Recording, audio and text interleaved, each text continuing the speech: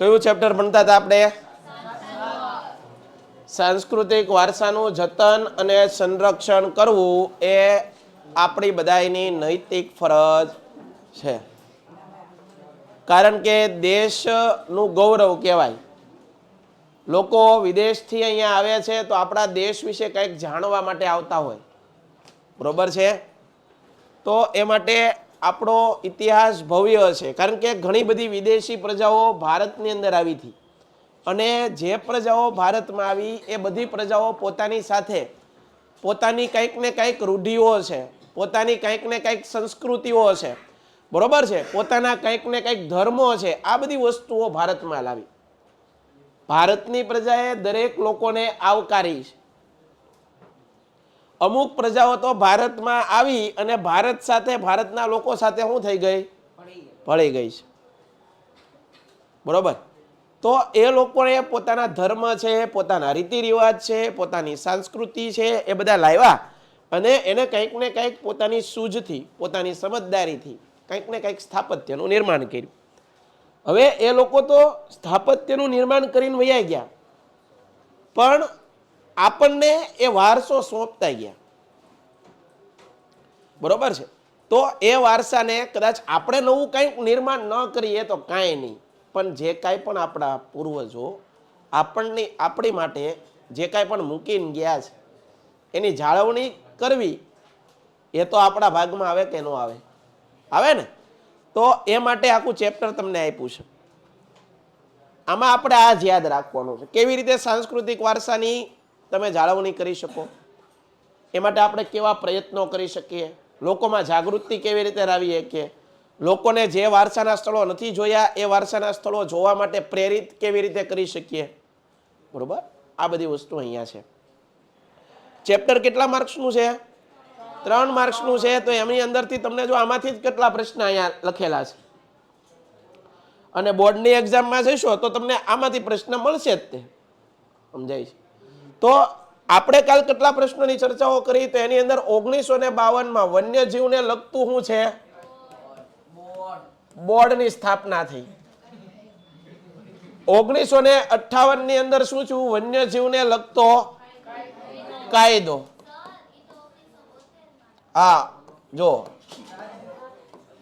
કાયદો 1958 ની અંદર શું થયું? 1958માં કઈ ઘટના ઘટી હતી? પ્રાચીન સ્મારકો છે એના રક્ષણ અંગેનો કાયદો.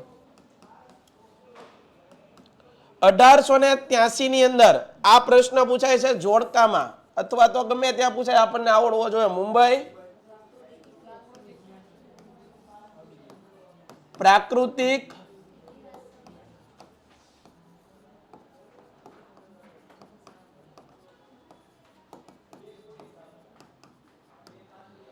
ક્લિયર થાય છે?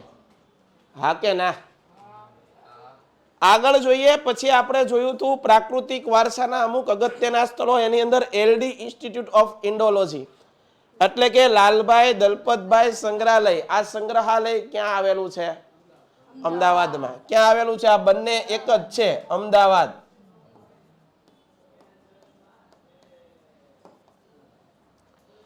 ત્યારબાદ આગળ જુઓ ભોજે વિદ્યા ભવન, ભોળાનાથ જેઠાલાલ વિદ્યા ભવન ક્યાં આવેલું છે? ક્યાં આવેલું છે?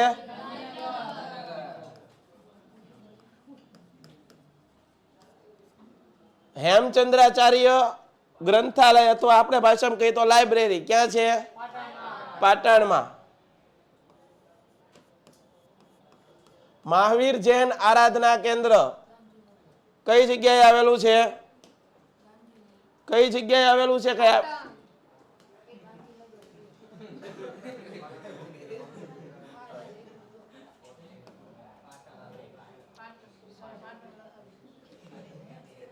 તો આ બધી ચર્ચાઓ આપણે બધી કરી. આ બધા માટલા જોયા હતા, આ કઈ આપણે બહારથી ખરીદીને મૂકી દીધા નથી, બરોબર? તો આ બધી વસ્તુઓ આપણે જોઈ હતી. આગળ જોઈએ.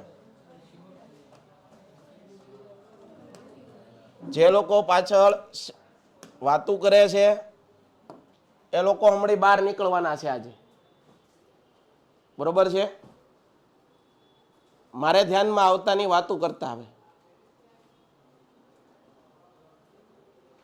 ભણવું હોય તો ભણો, અને નકર અહીંથી જો આ દરવાજો છે અહીંથી સીધા હાલતી ના થઈ જાઓ. તમારી સિવાય અહીંયા બીજા પણ ભણે છે.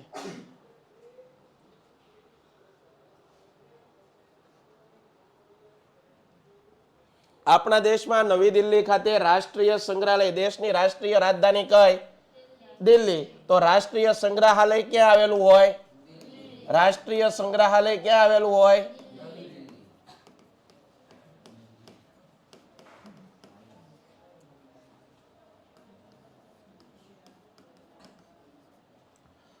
દિલ્હીની અંદર. આગળ જુઓ, ભારતીય સંગ્રહાલય. ભારતીય સંગ્રહાલય ક્યાં આવેલું છે? ભારતીય સંગ્રહાલય ક્યાં આવેલું છે? દિલ્હી પછી રાજધાની ક્યાં ફરીથી? આપણા દેશની પહેલી રાજધાની કોલકાતા હતી. કઈ હતી? બંગાળની અંદર કલકત્તા એ આપણી પહેલી રાજધાની હતી. પછી રાજધાની ક્યાં ફેરવી અંગ્રેજોએ? શું કરવા ફેરવી? કારણ કે બંગાળની અંદર હિન્દુ મુસ્લિમ લોકોની કોમી એકતા હતી. આજે તમને ખબર હોય કે બંગાળના ભાગલા પાડ્યા હતા 1905માં. ઓલો કાળમુખો કરજન, ભાગલા પાડો ને રાજ કરો, ડુ ઓર ડાય, એટલે જ ભાગલા પાડ્યા હતા. શું કરવા? શું કરવા? એકતા તોડવા. એ સમયે જે કાંઈ પણ ક્રાંતિકારીઓ ભારતની અંદર થતા એ બધા ક્યાંથી થતા? બંગાળમાંથી. અને આના કારણે અંગ્રેજોએ પોતાની રાજધાની ક્યાં ખસેડી દીધી? દિલ્હી. તો ભારતીય સંગ્રહાલય ક્યાં આવેલું છે? ભારતીય સંગ્રહાલય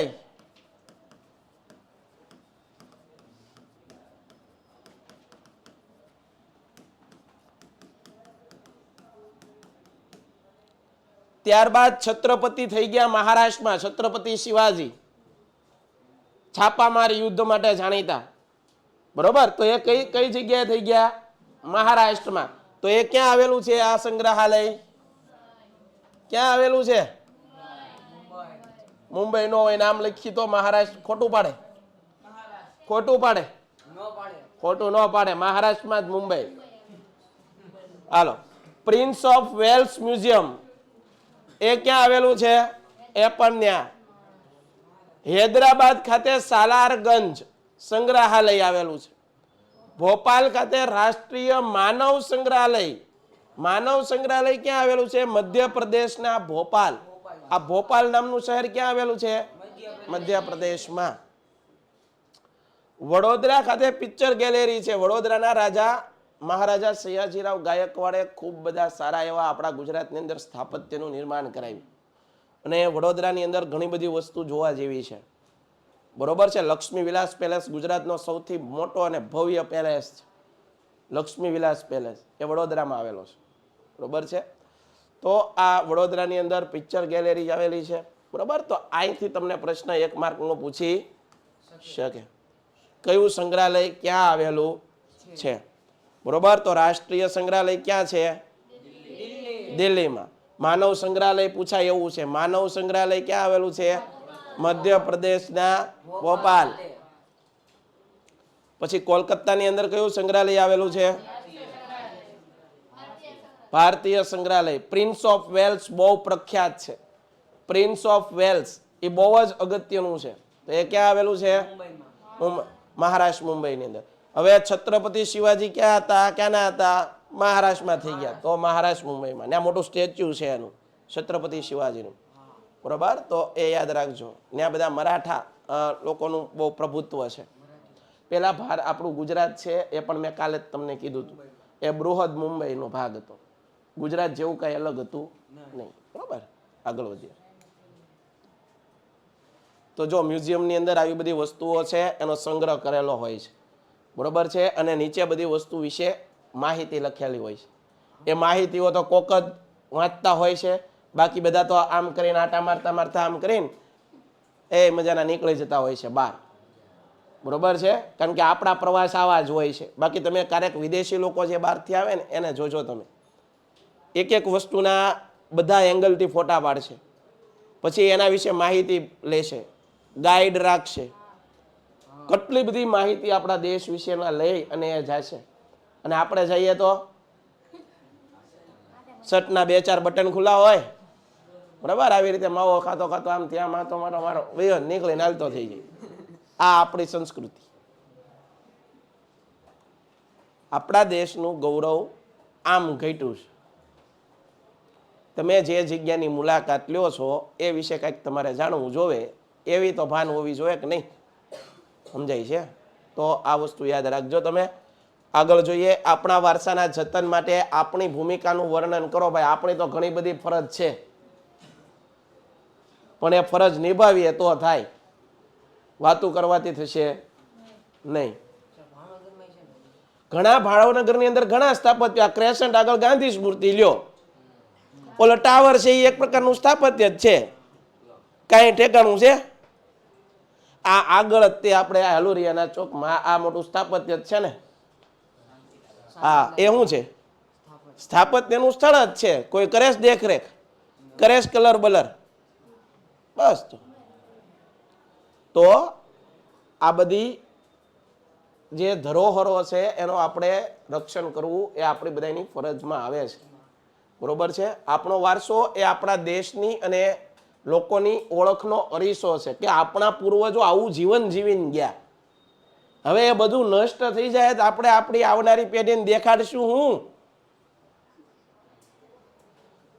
કે અમે પથારી પાડીને બેઠી ગયા છીએ, હવે કાંઈ છે નહીં, એમ કેવું?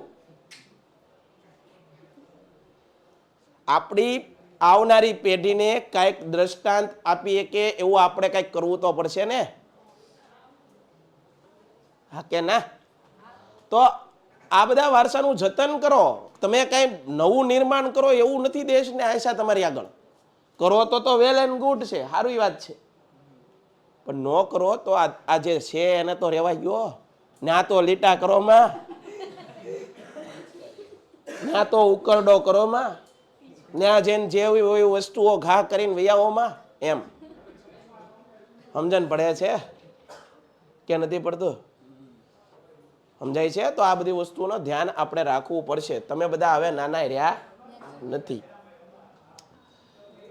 એ વારસાના સંરક્ષણમાં લોકોએ સહકાર આપવો જોઈએ. કોઈક સારું કામ કરતા હોય તો એના ટાંટિયા ખેવાના નહીં, એને કહેવાનું શાબાશ, તારું કામ સરસ છે, અમારા લગતી કંઈક મદદની જરૂર હોય તો અમને કહેજે ભાઈ, તું સારું કામ કરે છો, ખાલી આટલું જ કયો, તો એને પ્રોત્સાહન મળે. શું મળે? આ તો સારું કામ કરતા હોય એને એમ કે જો બહુ પાવર કરવા માંડ્યો, ખોટે ખોટ, એને એકનાથી દેશ સુધરી જાય, આવું માણસો બોલે. કોઈક માણસ સારું કામ કરતા હોય ને તો 4-5 જણા પડખે આવીને એમ કે જો ડાયો થવા નીકળ્યો, દેશને સુધારવા નીકળ્યો, આને એકથી સુધરે. ભાઈ, ગાંધીજી એકલા જ હાલ્યા હતા, પછી લોકો જોડા ના થા.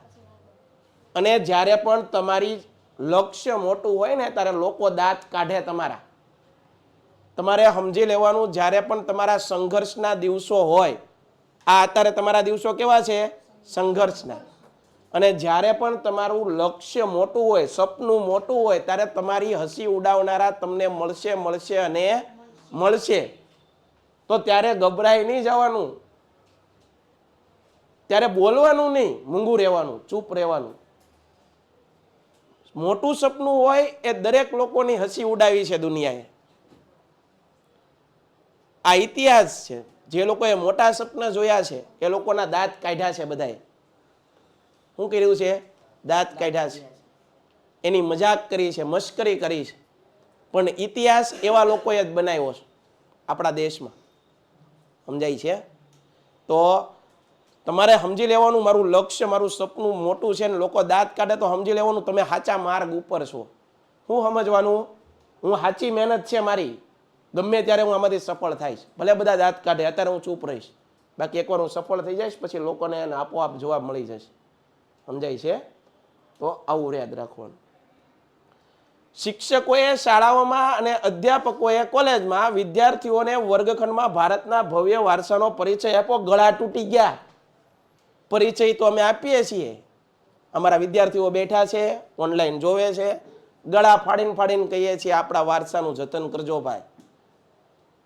આવનારી પેઢીને આ વારસો આપણે સારો દેવાનો છે. કહીએ છીએ ને તમને, તો અમે અમારી ફરજ અદા કરીએ છીએ કે નથી કરતા? તમારે પણ કરવાની. સમજાય છે?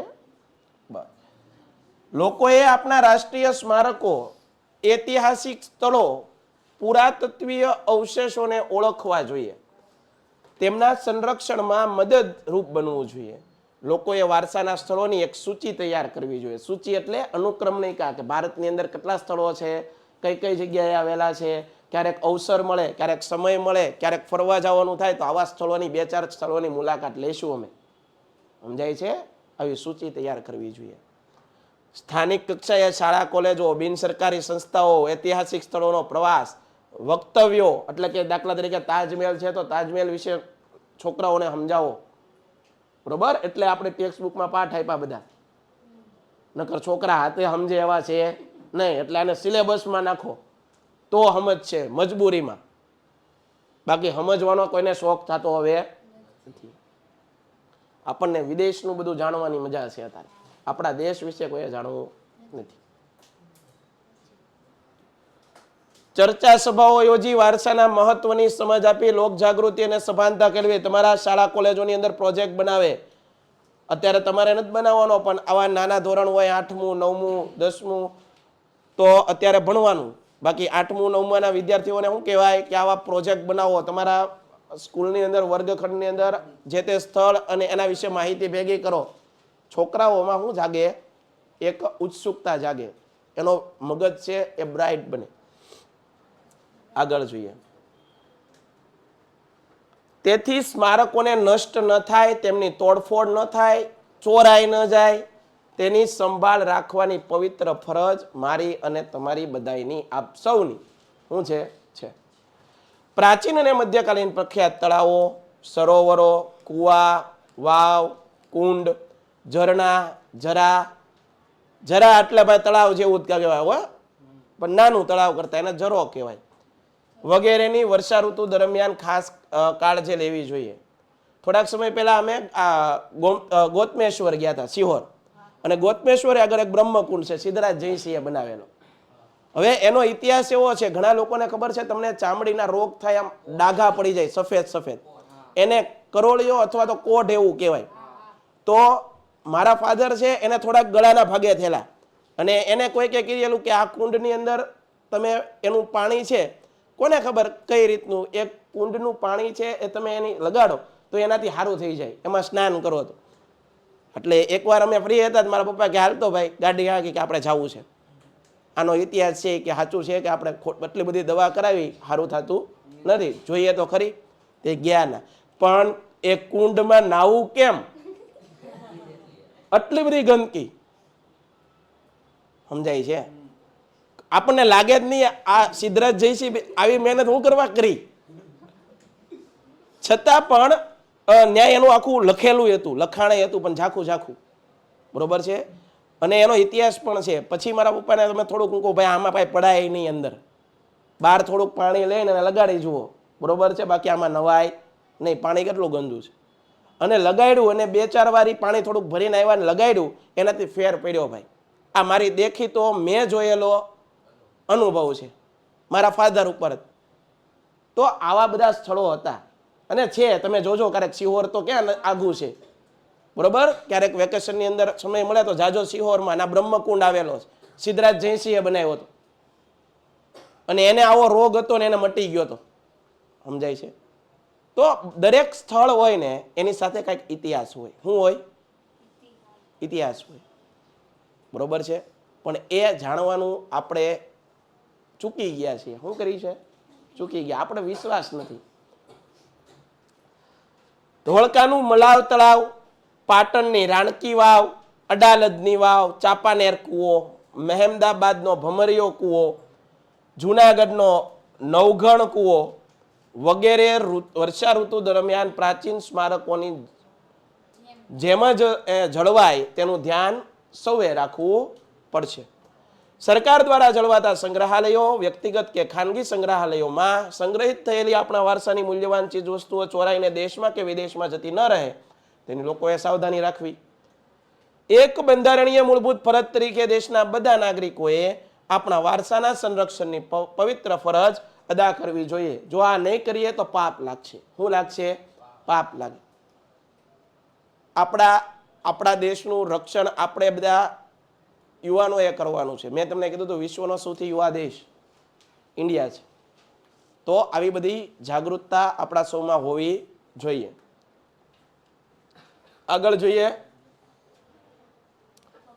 જુઓ, આવા સાફ સફાઈના કાર્યક્રમ જે લોકો કરતા હોય એ લોકોને પણ ઘણીવાર એના દાંત કાઢતા હોય લોકો, હાલી નીકળ્યા એમ. અમે થોડાક સમય પહેલા તે આપણે જે આ તળાવ ભાવનગરનું છે ત્યાં ઓલી વનસ્પતિ ઉગી ગઈ હતી, તમને ખબર હોય તો, લીલી લીલી વનસ્પતિ, આખું તળાવ એક વનસ્પતિઓનું થઈ ગયું હતું. અને પછી એનો સફાઈ કાર્યક્રમ હતો. એટલે બધી સ્કૂલોના વિદ્યાર્થીઓને શું કહેતા હતા, થોડાક વિદ્યાર્થીઓને ભાગ લેવાનો અને દર વખતે અઠવાડિયે દરેક સ્કૂલનો વારો હોય. એમાં અમે અમારી સ્કૂલ જે હું જગ્યાએ બીજી જગ્યાએ જાઉં છું એ સ્કૂલના વિદ્યાર્થીઓને લઈને અમે ગયા હતા. એમાં શું કરવાનું, બધા વિદ્યાર્થીઓ આવી રીતે જાય અને સાફ સફાઈ કરવાની, બરોબર છે. તો આવા કાર્યક્રમો ગોઠવવા જોઈએ જેથી કરીને વિદ્યાર્થીઓને પણ ખબર પડે આપણા દેશની જે આ બધી જે સાંસ્કૃતિક વારસો છે એને આપણે કેવું નુકસાન કરી રહ્યા છે, સમજાય છે. તો આવા કામની અંદર કાંઈ શરમ કરવાની હોય નહીં. પ્રવાસન સ્થળોએ સ્વચ્છતા અને જતન વિશે તમારા મંતવ્ય લખો. અહીંયા શું કીધું? તમારા મંતવ્ય લખો. અહીંયા એમ નથી કીધું ગોખેલા મંતવ્ય લખો. જો ગોખેલા મંતવ્ય કીધું હોત તો આ તમારે લીટીએ લીટી લખવું પડે. પણ શું કીધું? તમારા, આપણા ખુદના, આપણી રીતે લખવાનું છે. એટલે એમાં કાંઈ ટેન્શન લેવાનું નથી. પ્લાસ્ટિકનો ઉપયોગ ન કરવો જોઈએ, એ તો વાત બહુ સાચી છે. કારણ કે એનું વિઘટન થતું નથી વર્ષો સુધી. પ્લાસ્ટિક તો બને એટલું શું કરવું પડે?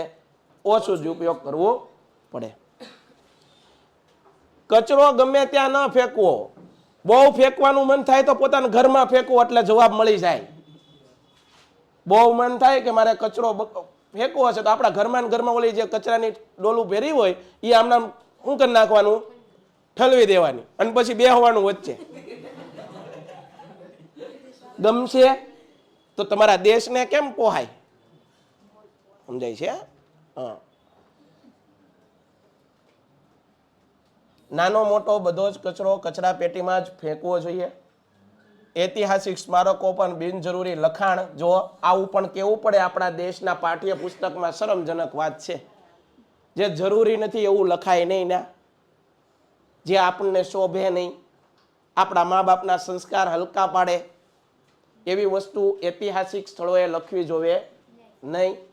એવી બુદ્ધિ કોનામાં હોવી જોઈએ? આપણા બધામાં, સમજાય છે? છતાં લખે છે લોકો. ગંદકીનો યોગ્ય નિકાલ કરવો જોઈએ, એના માટે સુએજ પ્લાન્ટ લગાડવા જોઈએ, બરોબર? જેથી કરીને એનો ઉપયોગ પાન ગુટકા ખાઈને ગમે ત્યાં થૂકવું ન જોઈએ, બરોબર છે? પ્રાચીન અર્વાચીન સ્થાપત્ય સ્થળોની આસપાસ પ્રદૂષણ કરવું જોઈએ નહીં.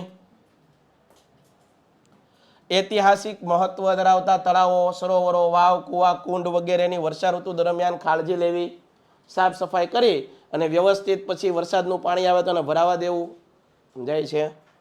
રાસાયણિક પ્રક્રિયાઓ દ્વારા ઐતિહાસિક સ્મારકોની સાફ સફાઈ કરતી વખતે તેમની અત્યંત કાળજીપૂર્વક માવજત કરવી. તેમના મૂળ સ્વરૂપ તેમજ તેમનો આકાર, કદ, સ્થિતિ, રંગ જેમ હોય એમ જ જળવાય. આમાં બહુ વધારે ફર્નિચર કરવાનું નથી. જે આપણો ઐતિહાસિક વારસો છે એવો રહેવા દેવાનો છે.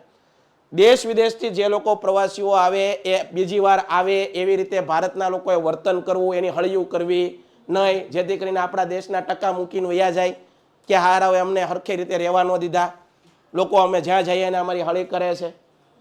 આવા સંસ્કાર દેખાડવાના નહીં. ઘણા લોકો હોય છે ખબર છે ને, હેરાન કરે, ખોટા રસ્તા ચીંધી દે. એ લોકો ઘણા પૂછે બિચારા એડ્રેસ તો એને શું કે ખબર, ઊંધા રસ્તા દેખાડે. અથવા ઓલો વાહનવાળો લઈ જાય ને, રિક્ષાવાળા, તો એ રિક્ષાવાળા 3 ગણા 4 ગણા પૈસા લે, બરાબર? તો એ કાંઈ બહુ તમે ગર્વની વાત કરી નથી રહેતા, બરોબર છે? એ કાંઈ બહુ સારી વસ્તુ નથી. કાલ સવારે આપણે એના દેશમાં જઈએ તો આપણે યારે થઈએ કે ને એવું બધું. દુનિયા વર્તુળ ગોળ છે. જેવું કરશો, ખાડો ખોજો ને ભાઈ, તો એ ખાડો પાછો એમાં ને એમાં પાછા કેદીક આપણે જ આવીએ. જેવું કરીએ ને એવું ગમે ત્યારે એ વસ્તુ આવીને ઊભું રહે આપણી યારે, સમજાય છે? કુદરતી આફતોથી પ્રવાસન સ્થળોને નુકસાન થાય તેના ફરીથી મૂળ સ્વરૂપમાં લાવવા ત્વરિત સઘન પ્રયત્ન કરવા જોઈએ. હવે જયદીપભાઈ હાજરી પૂરે છે, હાજરીમાં ધ્યાન આપો. મને ખબર છે, બધું ખબર જ હોય અહીંયા.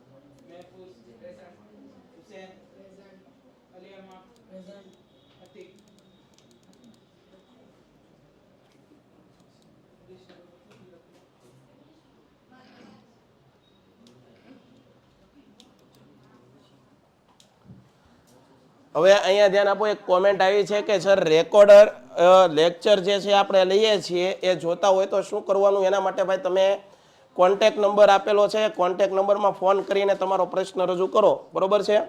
તમને જવાબ મળી જશે, બરોબર છે? નંબર શું છે? 72 86 86.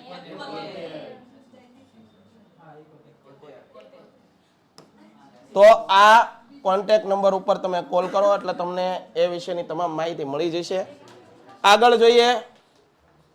જુઓ ભાઈ, જે લોકો સારું કામ કરતા હોય એને તમે એપ્રિશિએટ કરજો, બરોબર છે? અને તમે પણ આવા કંઈક કામમાં જોડાજો. કોઈક સારી એવી સંસ્થા હોય, બરોબર, કોઈક સારું એવું એનજીઓ હોય કે આવા કામ કરતું હોય આપણા જિલ્લાની અંદર, તો થોડોક સમય, હું એમ નથી કહેતો 24 કલાક એને જ આપો, પણ જ્યારે પણ સમય મળે તો આવી સેવાકીય પ્રવૃત્તિની અંદર ભાગ બનજો. તમને એક અંદરથી સુકૂનનું મહેસૂસ થશે, સારું લાગશે. કંઈક સારું કામ કરો ને એનાથી શાંતિ મળે. દરેક વખતે ખાલી ને ખાલી પૈસા નહીં જોવાના. એક જિંદગીમાં આ શીખ લેજો. દરેક વખતે પૈસા કંઈક મને મળે છે એવી આશાએ કામ નહીં કરવાનું. અમુક કામ માત્ર ને માત્ર આપણને ગમે છે એટલા માટે કરવાના. સમજાય છે? એ આપણે યાદ રાખશું. ભારત વિવિધતામાં એકતા ધરાવતો દેશ છે, બરોબર છે? એ સમજાવવાનું છે. આ પ્રશ્ન તમને પૂછી શકાય.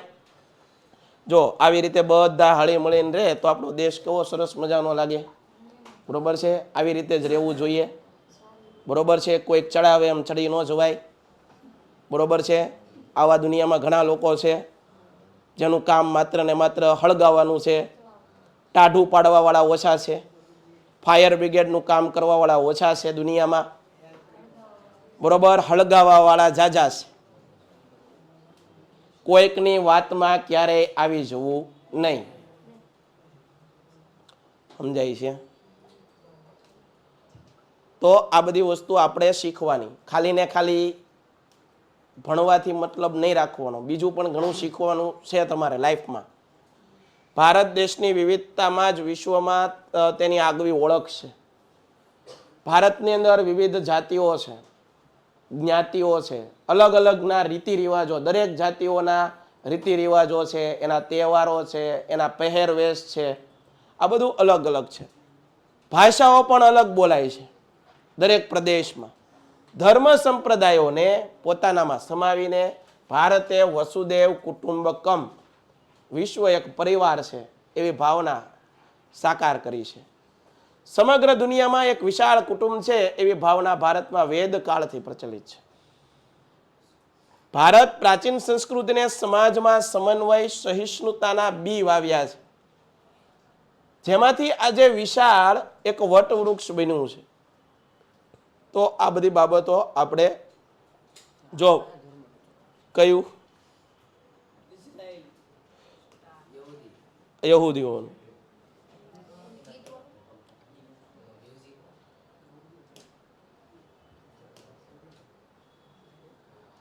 અમેરિકાના શિકાગો શહેરમાં વિશ્વ ધર્મ પરિષદ યોજાઈ અને સ્વામી વિવેકાનંદે ભાષણ આપ્યું, જે ભાષણ વિશ્વના સર્વશ્રેષ્ઠ ભાષણોમાંનું એક છે.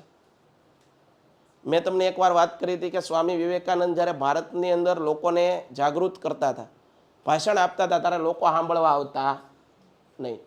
પણ ભારતના કોઈ એક માણસે એને કીધું કે તમે વિદેશમાં જાઓ અને વિદેશમાં આ ધર્મ પરિષદમાં જઈને તમે ભાષણ આપો. જો એ લોકો સ્વીકારશે તો ભારતના લોકો સ્વીકારશે, નકર તમારી કોઈ કદર કરશે. અને સ્વામી વિવેકાનંદે ત્યાં ભાષણ આપ્યું અને એ ભાષણ એટલું બધું પ્રચલિત થયું કે જ્યારે સ્વામી વિવેકાનંદ અહીંથી ગયા ને ત્યારે કોઈએ એની કદર નહોતી કરી. જ્યારે ત્યાંથી પાછા આવ્યા ત્યારે દેશમાં સ્વામી વિવેકાનંદ સ્વામી વિવેકાનંદ સ્વામી વિવેકાનંદ થતું. આપણી માનસિકતા આવી છે, વિશ્વમાંથી જે વસ્તુ આવે એ કેવી સારી, આપણા નહીં. સંસ્કૃતિએ વિશિષ્ટ લક્ષણને રજૂ કરતા કહ્યું છે કે મને કહેતા ગર્વ થાય છે કે જે ધર્મનો હું પ્રતિનિધિ છું તે ધર્મ જગતને સહિષ્ણુતા અને વિશ્વ બંધુત્વના પાઠો શીખવા. આવું સ્વામી વિવેકાનંદ બોલ્યા હતા. ભારત બિન સાંપ્રદાયિક દેશ છે, ભારતનો કોઈ ધર્મ નથી. ભારતના સંવિધાને એમ કીધું છે અમારો કોઈ ધર્મ નથી, પણ અમે દરેક ધર્મને આવકારીએ છીએ. અમે દરેક ધર્મને આવકારીએ છીએ, દરેક ધર્મને આદર આપીએ છીએ. બરોબર, આવું કીધું. જગતમાં લગભગ બધા જ ધર્મો પાળતી પ્રજા ભારતમાં વસે છે કે નહીં? હિન્દુ, બૌદ્ધ, જૈન, પારસી, ઇસ્લામ, ઈસાઈ વગેરે ધર્મની ગાઢ અસર ભારતીય સંસ્કૃતિ પર થયેલી જોવા મળે. પ્રાચીન ભારતના જ્યોતિધરોએ ભારતીય સંસ્કૃતિની એકતા પર ખૂબ જ ભાર મૂક્યો. આથી જ તેમણે સમગ્ર દેશને ભારત વર્ષ એવું વિશાળ નામ આપ્યું, ભારત વર્ષ. તેમણે તેની પ્રાર્થનાઓમાં સમગ્ર ભારતને આવરી લેતી 7 પવિત્ર નદીઓનો સમાવેશ કર્યો. બરોબર, 7 પવિત્ર નદીઓનો ઉલ્લેખ કર્યો. ભારતના ઋષિમુનિઓ, સૂફી સંતો, સ્વામી વિવેકાનંદ, દયાનંદ સરસ્વતી, મહાત્મા ગાંધી વગેરે યુગ પુરુષોએ હંમેશા શાંતિ, સમન્વય અને વિશ્વ બંધુત્વની વાતો પર ભાર મૂક્યો છે. ભારતમાં અનેક ધર્મો, સંપ્રદાયો, જ્ઞાતિઓ, જાતિઓ, ભાષા, રીતિ રિવાજ, પરંપરા, ઉત્સવો થી લોકો સમરસતાથી જીવન જીવે છે. બધા એકબીજાના તહેવારોમાં જાય છે, બધા એકબીજા સાથે સંબંધો રાખે છે. બરોબર છે, કોઈને કોઈ જાતનો ભેદભાવ છે નહીં. આ ભેદભાવ કરે કોણ સાહેબ? સમાજના એવા લોકો કે જે લોકોને સાથે જોઈ એકતા નથી. દરેક સમાજમાં આવા અસામાજિક તત્વો કહેવાય એ હોય. અને અસામાજિક તત્વોનું કામ શું હોય? બે સમાજ, બે જ્ઞાતિ, કોઈ બે ધર્મ, એને શું કરવાનું હોય? લડાઈ કરાવવાનું, બધાડવાનું. એમાં એ આનંદ એને થતો હોય છે. મેં તમને કીધું કે ઘણા લોકો એવા હોય છે, તમને ખબર હોય છે કે ઓલા કૂતરા બેઠા હોય ને તેની 4-5 કૂતરા બેઠા હોય તો વચ્ચે એક બિસ્કિટ નાખે. શું કરવા નાખે ખબર? ઓલા કૂતરા બાંધે એટલે. અને એ બાંધતા હોય ત્યારે એ બેઠો બેઠો શું કરતો હોય જોતો હોય, એને મજા આવે. નવરા માણસો આવું કામ કરે, મેં તો જોયેલા છે. મેં તો આવા લોકો જોયા છે. એ કામ આ કરે, એક બિસ્કિટ નાખે ને 4-5 કૂતરાઓ હોય તો એમને આખી બિસ્કિટનું પેકેટ જ નાખી દેવાય ને તો બધા કૂતરા ખાય. નહીં, એક નાખે એટલે ઓલા બીજા બાંધે, અને એ બાંધે ને એમાં એને મજા આવે. આપણા સમાજમાં આવા લોકો છે ને કે જે આખો વિડીયો નથી જોતા, નાની એવી ક્લિપ વાયરલ કરી દે અને કે આ ધર્મ વિશે આવું બોલ્યું, અને એના કારણે બે ધર્મો, બે જ્ઞાતિઓ શું કરવા માંડે? હામા હામી બાંધવા માંડે છે. એટલે આખો પૂરેપૂરો કયા અર્થમાં કીધું તું એ તો વિચારો. આજે બોલવું પણ અઘરું છે ભાઈ, કારણ કે બધું ઓનલાઈન થઈ જાય છે. બીજું કાંઈક બોલાઈ જાય, કાંઈક એવું બોલાઈ જાય, આખું નથી જોતા કોઈ, કારણ કે માણસના મગજ કેવા થઈ ગયા? ટૂંકા. કાંઈક આખું સ્પીચ વાંચે, આખી સ્પીચ જોવે તો એને ખબર પડે કયા અર્થમાં કીધું તું. સમજાય છે? એવું જ કોઈને જોવું નથી. હાલે લે મારા ધર્મને કીધું હાલો કાઢો ધોકા ને એવું આમાં હામી બાંધે, નુકસાન કરે, એકબીજાની દુકાનો હળગાવી દે, અને આમ કરે ને તેમ કરે ને પછી પાછા. આના કારણે નુકસાન બે સમાજને, બધાયને થાય ને. આવું થાય છે કે નથી થતું ભાઈ? તો તો આવી બધી પ્રવૃત્તિઓથી આપણે બધાએ બહુ દૂર રહેવાનું. કેવું? બહુ. હા, આને બળ નહીં આપવાનું. તમારી પાસે આવી કોઈ ક્લિપ આવી હોય, તમારી પાસે આવી કોઈ રીલ્સ આવી હોય તો એને જુઓ છો તમે, તો તમારે એને બીજાને શેર ન કરવી જોઈએ, બીજા આગળ મોકલવી ન જોવે. હા, કંઈક લોકોને કામમાં આવતું હોય, કોઈકને ઉપયોગી થાય એવી બાબત શેર કરો, બરોબર? એવું નથી કરવું. વાત સાચી છે ભાઈ, એવું નથી કરવું. આપણે ઓલી બિસ્કિટ નાખવા વાળામાં છીએ. પછી બાધે પછી ઓલો છટકી ગયો હોય. જો ભાઈ આમાં એવું હોય, જે લોકો મેન માણસો હોય એ લોકો હાથમાં દાવતા જ નથી, બીજા સમજાય છે. તો આવું બધું ધ્યાન રાખવાનું. તમે બધા આ બધી વસ્તુમાં આગા રહેજો. જો તો આ બધા વિકલ્પો આવી ગયા છે. આપણા દેશનો વારસો, આમાં શું જવાબ આવે? વિશ્વનો સૌથી પ્રાચીન વારસો છે, સમૃદ્ધ અને વૈવિધ્યપૂર્ણ વારસો છે, હિન્દુ ધર્મનો પ્રચાર પ્રસાર કરનારો છે, વિશ્વના બધા જ વારસાઓની ઝલક દર્શાવે. બરોબર? કયો જવાબ આવે? બી. એ પણ સાચો જ છે ભાઈ. દેશની ઓળખને કોણ સ્પષ્ટ કરે? વારસો. વૈશ્વિક વારસાના સ્થળોની યાદી કોણ તૈયાર કરે? જો આ બે શબ્દો યાદ રાખજો, યુનિસેફ અને યુનેસ્કો. આ યુ આવે એટલે સીધો આમ કરીને આમ નો ઠપકારતા. યુનેસ્કો એનું વડું મથક ક્યાં છે? મેં કીધું તું, કદાચ પૂછાય તો. ભારતીય વન્યજીવ બોર્ડ પૂછ્યું, બોર્ડ શું આવે? 52. કાયદો પૂછ્યો હોય તો 72.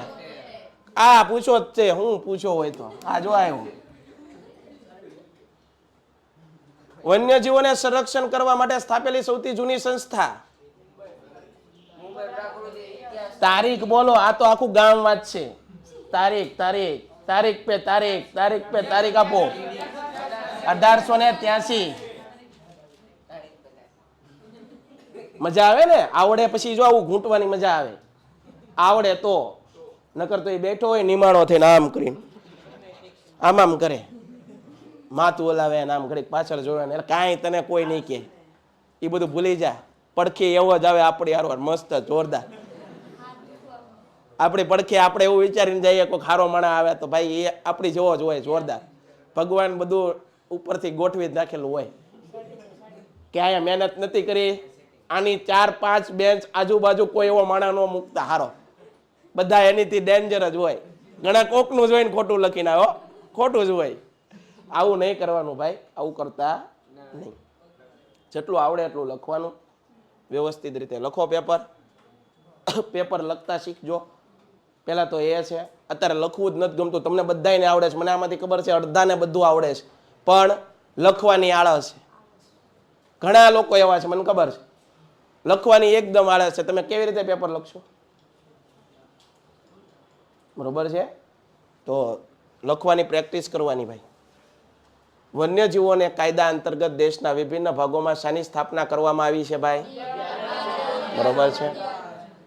વન્યજીવ અંગેના કાયદા નીચે આમાંની કેવો વિસ્તાર આવરી લેવાયો નથી? 1972 બનેલા વન્યજીવોને લગતા કાયદા અંતર્ગત ઈસવીસન 1952 પ્રાકૃતિક વારસાની જાળવણી માટે સ્થપાયેલું બોર્ડ. કોના સંરક્ષણ? તમને બધાને બધું આવડી ગયું છે, બહુ સારું, આનંદ થયો. આવું નવું પરીક્ષામાં લખજો, બરોબર? ત્યાં કાંઈ બીજું ઠપકારીને આવતા નહીં, નકર અમને આનંદ નહીં થાય. દુઃખ તો અમને થાય ભાઈ વધારે, કે અમે આ લોકોને કેવું કેવું સમજાવ્યું હતું અને એ લોકો કેવું કેવું લખ્યું હારાવે. બરોબર? એવું નહીં કરતા. ઘણી વાર પેપર, હું બહુ પેપર નથી જોતો, પણ ક્યારેક ક્યારેક પેપર જોઉં છું તો મને ખબર પડે છે ભાઈ. અને મને કોઈ કે જે પેપર એવું લખ્યું હોય ને એ મને બહુ યાદ રહે. એટલે અમુક અમુક એવું બધું તાકાતવાળું, હા ભાઈ તાકાતવાળું નહીં, એને મારવાની, મારવું પડે. અને પાછું એવું લખીને નામ ન લખે. એ માણસ કેવો હોય છે? જોરદાર. ન લખવાનું લખીને પછી પાછો નામ ન લખે. પણ એલા તારા સાહેબ છીએ અમે, પકડી લઈએ એને હરખો, પછી એને ધમઢોર મારવો પડે હરખો. નાપાસ તો એમાં કઈ લખ્યું જ ન હોય, નાપાસ જ થાય, બાકાત કરવો પડે. હાલો, તો આ બધા પ્રશ્નોની ચર્ચાઓ તમારે અહીંયા દીધા છે એ કરવાની, બરોબર. તો આ ચેપ્ટર આપણું અહીંયા શું કર્યું છે આપણે,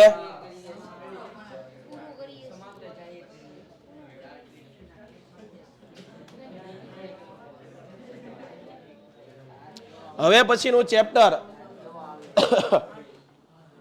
એક જ મિનિટ એ ભાઈ જયદીપભાઈને બોલાવો તો, ઓલી પીડીએફ આમાં એક કરી ગયો તો એને કીધી. હવે પછીનું ચેપ્ટર લાવો તો મને ટેક્સ્ટ બુક આપો તો એક.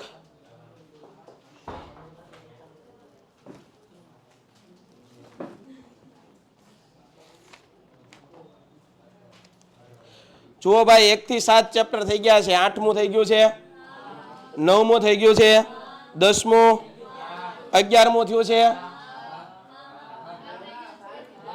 12મું બાકી ને 12મું ચેપ્ટર 12 સાહેબ એકામાં પીડીએફ કરી ગયો ને ચેપ્ટર નંબર 12. એક જ મિનિટ, આ જે લોકો એપ્લિકેશનમાં જોવે છે મ્યુટ કરું છું. 12મું ચેપ્ટર આપણે ભણવાનું છે, પીડીએફ હમણાં આવે એટલે તમને જોઈન કરીએ. ઓકે, 12મું ચેપ્ટર.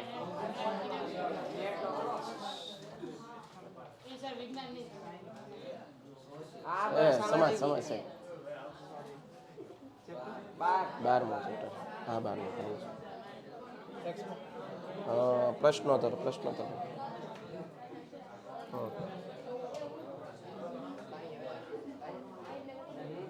એ ભાઈ અવાજ બંધ કરો તો તમારો.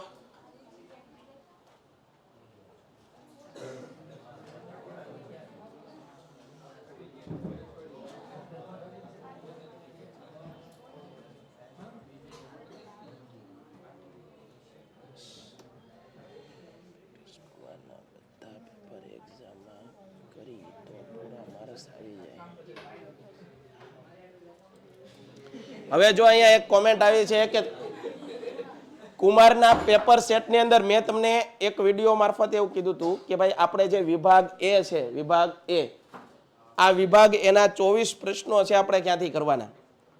તો એ માટે આપણે કુમાર પેપર સેટ લીધેલું છે.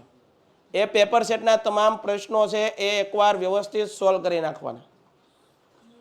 બીજી વસ્તુ, તમારી પાસે અપેક્ષિત હશે તો એ અપેક્ષિતના પ્રશ્ન જોઈ લેવાના. અને ત્રીજી સૌથી મહત્વની વાત એ કે તમારી ટેક્સ્ટ બુકની અંદર પાછળ જે ચેપ્ટરમાં વિકલ્પો આપ્યા હોય,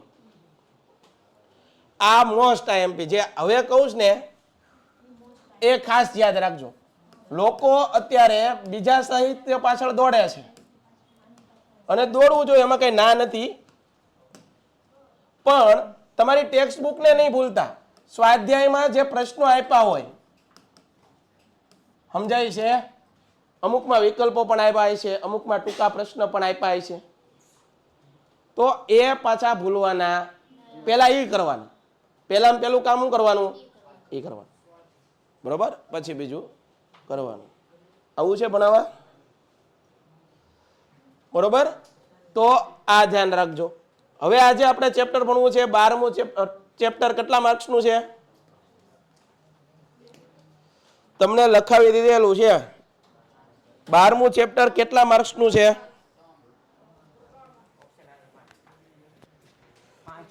12મું પેપર સેટ ક્યાં છે જુઓ તો.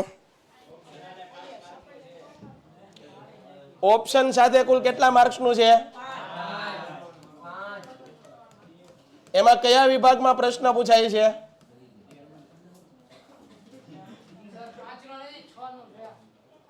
બધાયને અલગ અલગ છે.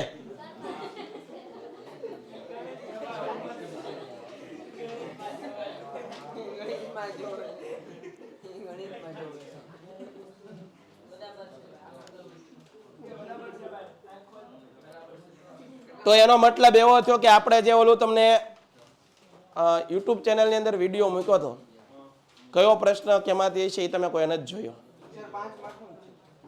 એમાં કયા વિભાગમાં ક્યાંથી પ્રશ્ન છે? 2 માર્કના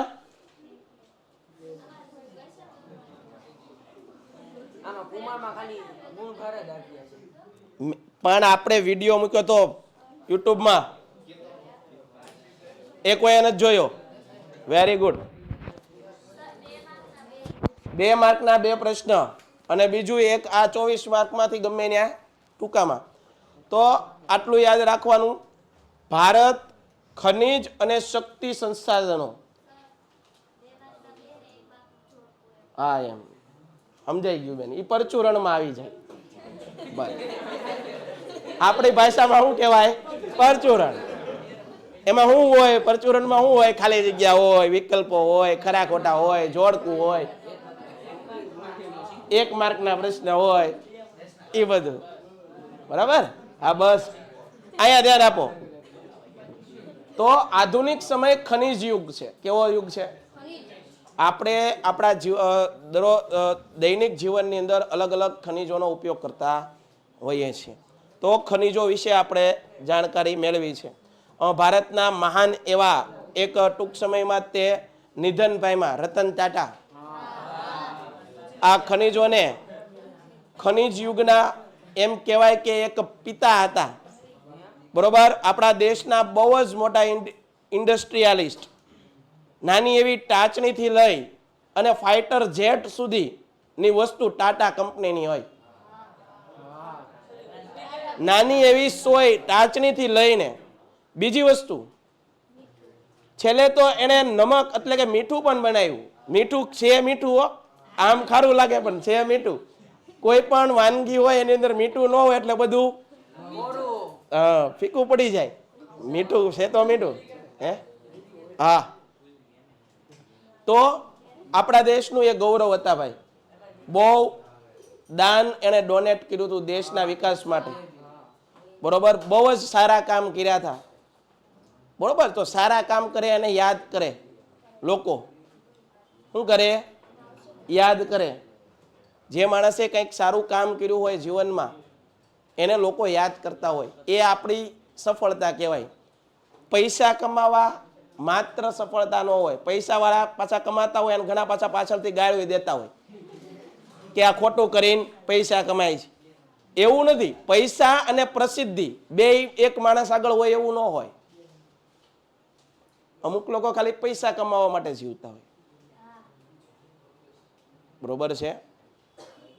તો કોઈક આપણને યાદ કરે એવું કંઈક જીવનમાં કરવું જોઈએ માણસે. માનવીય ખનિજ સંસાધનો સાથે જૂનો અને ગાઢ સંબંધ કઈ રીતે છે એ જોઈએ. આદિમાનવ પથ્થરમાંથી બનાવેલા સાધનોનો ઉપયોગ કરતો ત્યારે કોઈ પણ જાતના ધાતુ કે ખનિજોની શોધ થઈ નહોતી. એ સમયનો એક યુગ હતો અને એ યુગનું નામ હતું પાષાણ યુગ. કેવો? શરૂઆતમાં પથ્થર, પાષાણ એટલે પથ્થરમાંથી બનાવેલી વસ્તુનો ઉપયોગ કરતો. ધીમે ધીમે આદિમાનવ છે પોતે સમજદાર બન્યો. ધીમે ધીમે એને તાંબાની શોધ કરી એટલે કે તામ્ર યુગ આવ્યો, પછી કાંસ્ય યુગ આવ્યો, પછી ધીમે ધીમે અલગ અલગ ધાતુઓ આવતી ગઈ. સમજાય છે? પેલા આદિમાનવ કેનો ઉપયોગ કરતો? પથ્થરમાંથી બનાવેલી વસ્તુનો. બરોબર? કેમાંથી? પથ્થર અથવા પાષાણમાંથી બનાવેલી વસ્તુનો ઉપયોગ કરતો. ત્યારથી આજ સુધીમાં માનવીએ પોતાનું જીવન ખનિજોની સાથે ખૂબ ઓતપ્રોત કરી લીધું. ઓતપ્રોત કરી લીધુંનો અર્થ શું?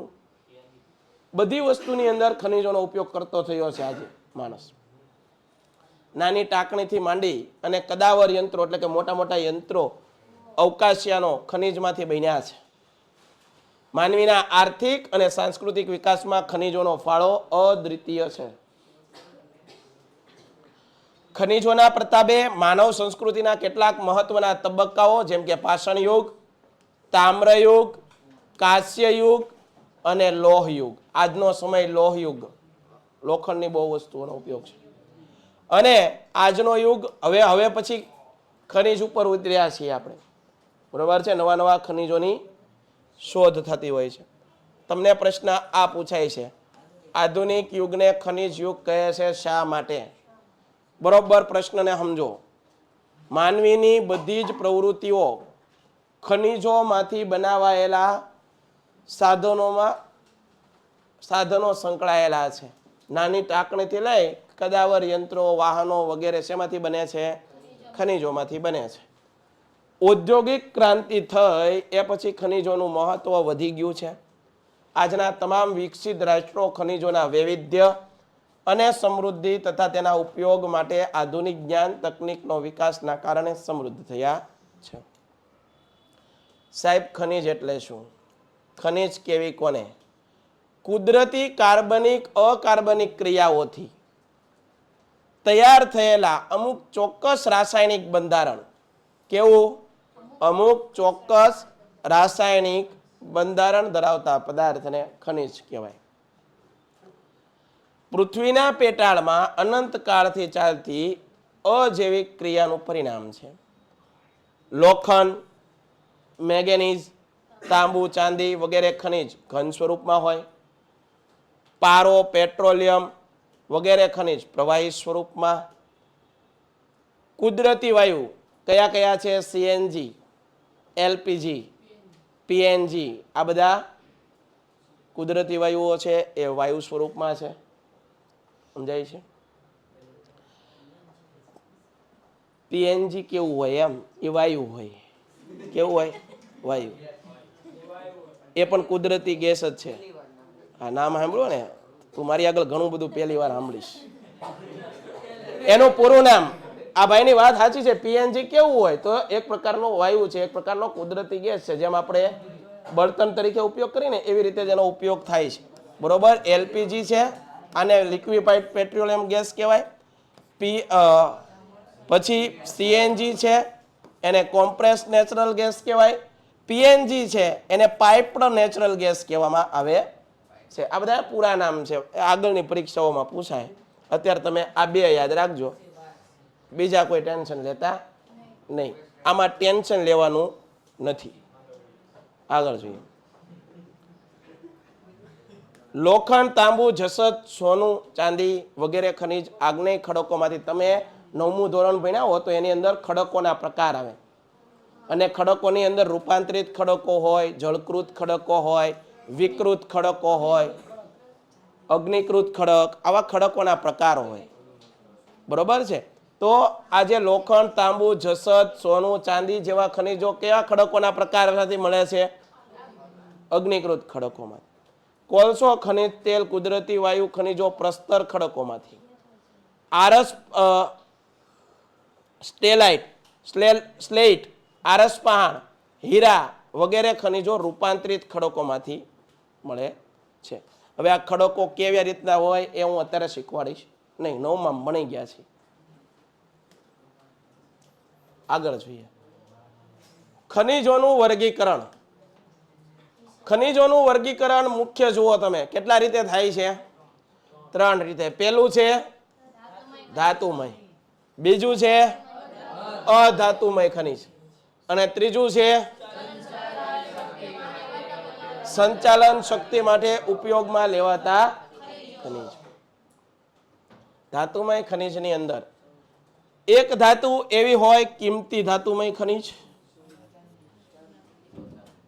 હલકી ધાતુમય ખનિજ, સામાન્ય ઉપયોગમાં લેવાતી ધાતુમય ખનિજ અને મિશ્ર ધાતુરૂપ વપરાતી ખનિજ. બરોબર છે? આ કોષ્ટક 2-5 વાર લખો એટલે કેવું થઈ જાય? પાકું થઈ જાય. કેવું થઈ જાય? પાકું થઈ જાય. બરોબર? કિંમતી ધાતુઓની અંદર કઈ કઈ ધાતુ આવે એ કાંઈ મારે તમને કહેવાની જરૂર નથી. બરોબર છે? દુનિયામાં જે કાંઈ પણ કિંમતી વસ્તુઓ છે એ તમને જ્યારે રસ્તામાં રખડતી જોવા મળે નહીં. તમારે કિંમતી બનવું હોય તો એના માટે મહેનત કરવું. આ બધી સોનું છે તો સોનું કેટલું તપે. બરોબર છે? એની પ્રોસેસ આખી તમે જુઓ તો તમને ખબર પડે. ત્યારે સોનું તૈયાર થતું હોય છે. કેટલો કષ્ટ ભોગવવું પડે. હીરો છે તો હીરો કેટલી ઊંડાણમાં મળે.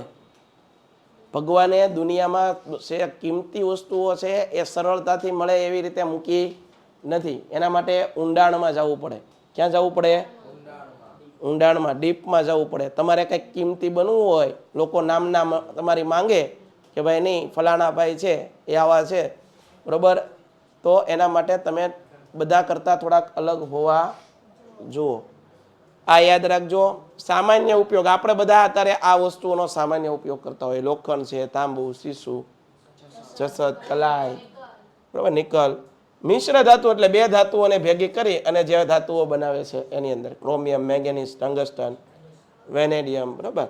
અધાતુમય ખનિજોની અંદર કઈ કઈ ધાતુઓ છે તો ભાઈ ચૂનાનો પથ્થર, ચોક, એસ્બેસ્ટોસ, અબ્રક, ફ્લોસ્પાર, જીપ્સમ, ચિરોડી, સલ્ફર, ગંધક તરીકે હીરા. સંચાલન શક્તિ માટે ઉપયોગમાં લેવાતા ખનિજોની અંદર કોણ? કોઈ પણ મોટા ફેક્ટરી હોય, ઉદ્યોગો હોય, એને ચલાવવા માટે સંચાલન શક્તિ માટે આ બધાને વસ્તુનો ઉપયોગ વધારે થતો હોય. કોલસો છે, ખનિજ તેલ, કુદરતી વાયુ, યુરેનિયમ, થોરિક. બરોબર છે.